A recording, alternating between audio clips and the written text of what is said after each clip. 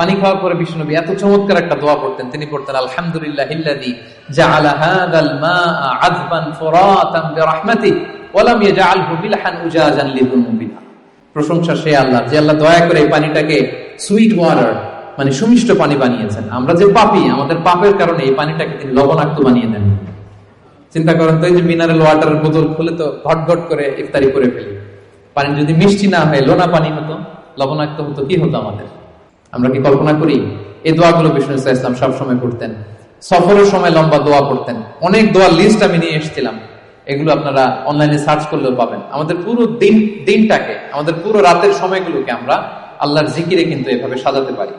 বিষ্ণু ইসলামের নির্দেশনা অনুযায়ী যেন আমরা আমাদের জিহ্বাটাকে আল্লাহর এই চমৎকার নামের জিকির দিয়ে যেন সিক্ত রাখি। আমরা যেন বেশি বেশি আল্লাহ তাআলার নাম জপে নিজেদেরকে শয়তানের প্রভোকেশন, টেম্পটেশন থেকে যেন আমরা প্রোটেক্টেড রাখি।